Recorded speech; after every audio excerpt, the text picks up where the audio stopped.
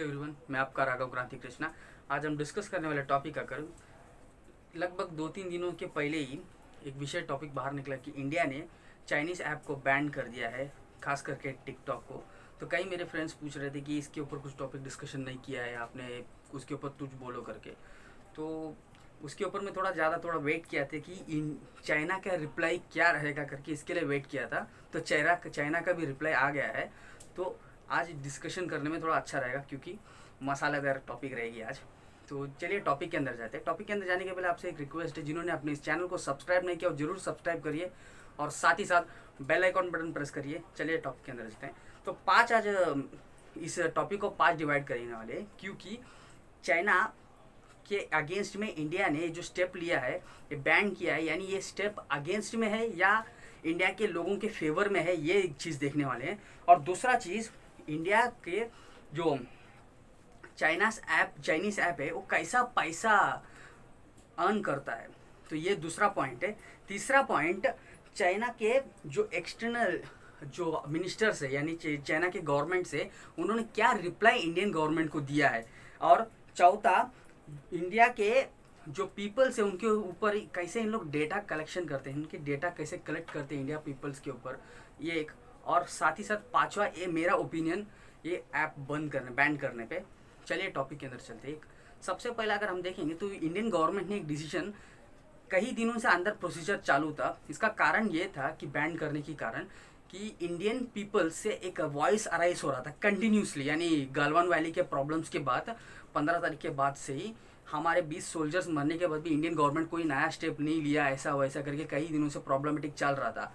तो ये इसके लिए यानी इस प्रॉब्लम के लिए इंडियन गवर्नमेंट कुछ ना कुछ एक एक्शन लेना चाहिए गवर्नमेंट की तरफ से, ऐसा एक स्टेप लेना चाहिए करके इन्होंने निर्णय लिया था। और कई दिनों से इन ऐप्स के ऊपर भी कई लोगों का एक कंप्लेंट था।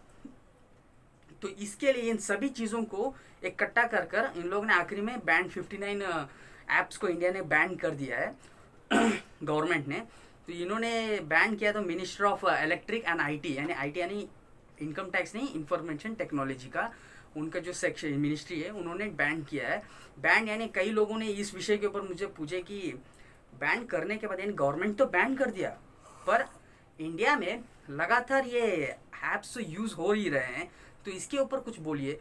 तो देखिए, इंडिया बहुत बड़ी देश है और एक बार अगर ऐप गवर्नमेंट ने बोलने के बाद गवर्नमेंट लीगली एक मेल भेजेगी किसको, यानी वो पर्टिकुलर ऐप एप्लीकेशन की जो ऑफिसर्स रहती है उस हेड ऑफिसर्स को एक लीगली मेल भेजेगी इंडिया में जो भी हेड ऑफिस है। तो उसे लीगली मेल या भेजने के बाद में उन लोग जो भी स्टेप लेंगे यानी उधर से डिस्कनेक्ट करने का, और साथ ही साथ इंडिया के जो मतलब गूगल है, गूगल के जो हेड ऑफिस है, तो उसमें से इनके प्ले स्टोर से टिकटॉक वगैरह ये जो एप्लीकेशन है उसे निकालने की रिक्वेस्ट रखेगी। रिक्वेस्ट नहीं, ऑर्डर्स ही बोल सकते हैं हम। तो साथ ही साथ एप्पल कंपनी को भी ये बोल सकते हैं। तो इतना बड़ा प्रोसीजर है और उन लोग इस यानी उन लोग ने जो ये ऑर्डर्स को, गवर्नमेंट के ऑर्डर्स को एक्सेप्ट करके वापस उन लोग प्रोसीजर चालू करके ये सभी एप्लीकेशंस सभी फ़ोन्स में रुकने के लिए थोड़ा टाइम जाएगा, पर ये हो जाएगा पक्का। पर ये गवर्नमेंट ने ये बात क्लियरली बोला नहीं है कि ये जो बैंड है कुछ ही दिनों के लिए है क्या, या ज़्यादा दिनों के लिए, या परमानेंट बैंड है, कुछ नहीं बोला गया है। तो ये बात थोड़ा ध्यान में रखेंगे। और दूसरा बात अगर मैं बोलेंगे ना, तो इंडिया के पब्लिक के ऊपर इन लोग डेटा कलेक्शन करते हैं, ये बात सच है। सेकंड पॉइंट है, बहुत सोचने वाला पॉइंट है ये, क्योंकि इन लोगों को डेटा कलेक्ट करके मिलता क्या है, हम लोग कई लोग ये सोचते हैं, भाई ऐसा नहीं है। अगर एक बात बोल दूं तो अमेरिका में अगर हम सभी कंपनी, इंडिया के लोग ज़्यादा करके फ्लिपकार्ट अमेज़न के ऊपर जानते हैं, तो ऐसे ही एक अली बाबा करके एक एप्लीकेशन है जो प्रोडक्ट्स घर पे बेचती है, ऑनलाइन मार्केटिंग है। तो ये जो कंपनी एक इतना डेटा चोरी करता है कि एक लड़की को यानी पीरियड्स जब आता है, यानी वो नैपकिन कभी चाहिए कभी नहीं चाहिए, ये तक विषय इनको जानकारी है। तो ये बात हम समझ सकते हैं कि इन लोग डेटा कितने हद तक चोरी करते हैं। तो ये उसके पिताजी को जब ये विषय पता चला तो उन्होंने अमेरिका का एक कोर्ट में भी केस भी किए। तो ये सभी विषय उधर होने के बाद में ही उधर अलीबाबा को बैन किया, ऐसा भी बोला जाता है।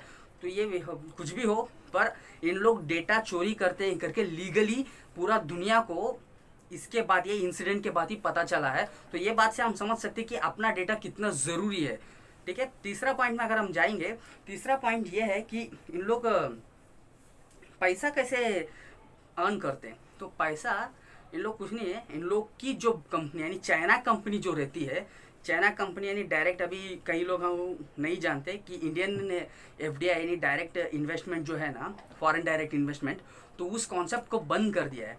तो कॉन्सेप्ट बंद करने के बाद भी कुछ अलीबाबा ऐसे कई कंपनी जो भले वो चाइनीज ओनर होगा, पर उस कंपनी का जो एस्टैब्लिशमेंट यानी फार्म किधर किया है, यानी किधर किया है एस्टैब्लिशमेंट करके देखेंगे ना, तो कंपनी दूसरे देश में किया है, यानी यूरोपियन कंट्रीज या मलेशिया, सिंगापुर ऐसे देशों में किया है।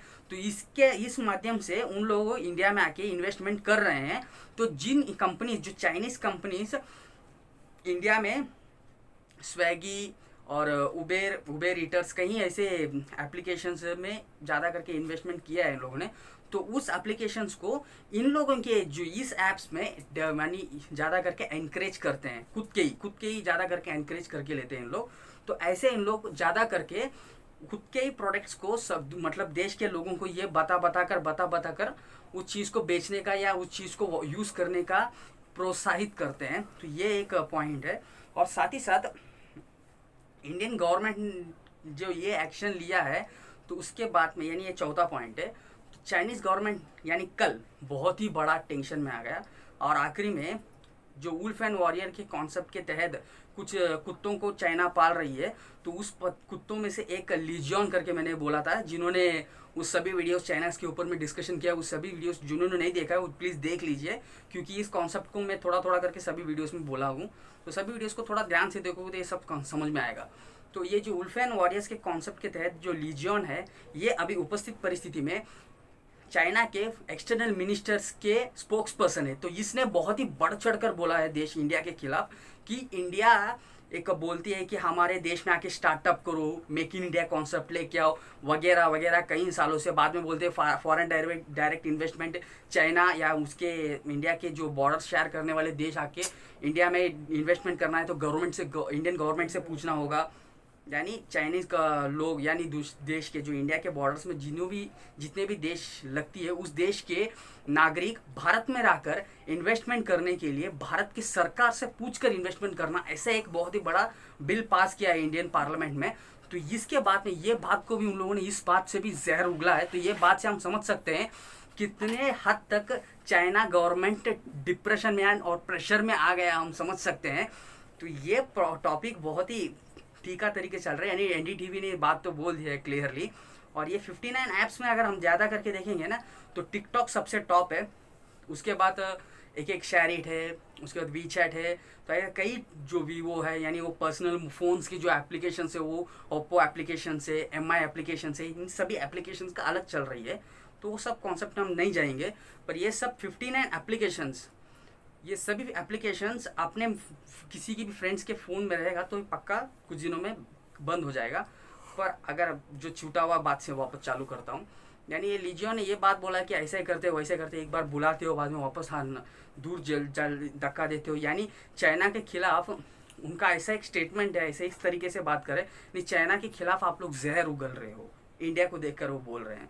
तो भाई जब आप गैलवान वैली में जो बर्ताव किया है, अभी अगर हम देखेंगे तो उपस्थित परिस्थिति में गालवान वैली, पूरा ही गालवान वैली चाइना का है करके ऐसा उन लोग स्टेटमेंट दे रहे ग्लोबल टाइम्स में, जो ऑफिशियल प्रिंट मीडिया है चाइना गवर्नमेंट का। तो इन सभी चीज़ों से हम समझ सकते हैं कि इंडियन गवर्नमेंट ने जो स्टेप लिया है, जितने भी स्टेप्स है, भले अपने आंखों के सामने नहीं दिख रहा है, पर ये सभी स्टेप्स जो चाइना के अगेंस्ट में बहुत कारगर साबित हो रहा है। ये सब चीज़ों को बोलने के लिए मैं वीडियो बना रहा हूँ। और साथ ही साथ आखिरी में मेरा ओपिनियन क्या है चाइना एप्लीकेशंस बनाने के, बाकी एप्लीकेशंस के ऊपर तो मुझे नहीं पता है, पर खास करके यूजी ब्राउज़र में ज़्यादा करके कुछ लोग इंडिया के लोग, कई लोग इन न्यूज़ इकट्ठा कर उन लोग उसमें पोस्ट करना ऐसा वगैरह चल रहा है।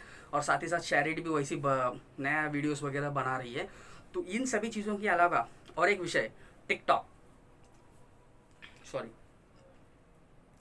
में कई मिलियन फ्रेंड्स यानी मिलियन फॉलोवर्स को जोड़कर रखे थे और कई लोग उस पर अर्न भी कर रहे थे। तो इस विषय में अगर हम थोड़ा ध्यान देंगे तो ये टिकटॉक कई सालों से कई राज्य सरकार के असेंबलीज में इस विषय के ऊपर बहुत बड़े पैमाने में डिस्कशन हुआ है कि इस एप्लीकेशंस को बंद करो करके। तो आज जाकर यानी आज भारत सरकार आँख खोलकर आखिर में बंद कर दिया है, यानी आज मतलब आज नहीं 2 दिन पहले। तो ये बहुत ही बड़ा एक सोचने वाला बात है हमारे लिए, क्योंकि इंडियन गवर्नमेंट यानी भारत के लोग इस एप्लीकेशन से इतना बिगड़ गए और इस एप्लीकेशंस की वजह से ब्लैकमेलिंग तक हो रही है भारत में। तो ये सभी प्रॉब्लम्स यानी ज़्यादा करके यूथ जनरेशन्स 16 to 30 एज के अंदर जो अभी 2K किड्स जो ज़्यादा करके है, उन लोग ज़्यादा इस एप्लीकेशंस की वजह से अफेक्ट हुआ है, असर इनके ऊपर आया है, ये बात कह सकते हैं। हालांकि ये एप्लीकेशंस बंद होने के बाद में इस एप्लीकेशंस को VNP के यानी गूगल्स में एक ऐसा एक ये है मतलब मोड है जो उस मोड्स में जाके VNP से यूज़ कर सकते हैं, क्योंकि मिडिल ईस्ट में ज़्यादा करके जो पॉर्न साइट्स जो यूज़ करते हैं ना, उन लोग इसी एप्लीकेशन से जाकर मिडिल ईस्ट में भी देखते हैं, यानी उधर बैंड है तो उस वीडियोस को यानी उस एप्लीकेशन में जाके या नहीं तो उस पर्टिकुलर साइट में जाकर देखते हैं। तो वैसे ही इस एप्लीकेशन को यूज़ कर सकते हैं VNP की मदद से। पर इंडिया में गवर्नमेंट कितना कारगर साबित होगा इस एप्लीकेशन को कंटिन्यूस बैन रखने के लिए, ये हमें देखना होगा। तो यही विषय मैं आपको कन्वे करने चाहता था, तो यही विषय था। तो इस विषय को आपके फ्रेंड्स के साथ ज़रूर शेयर करिए, क्योंकि ज़्यादा करके ज़रूरत वाली विषय से है टॉपिक में। और साथ ही साथ अपने इस चैनल को सब्सक्राइब करिए, इस वीडियो को लाइक या डिसलाइक ज़रूर करिए। और जिनको पर्सनली मुझे फॉलो करना है वो ज़रूर नीचे के डिस्क्रिप्शन से फेसबुक और इंस्टाग्राम से फॉलो करिए। Until then, bye. Your Raghav Kranti Krishna.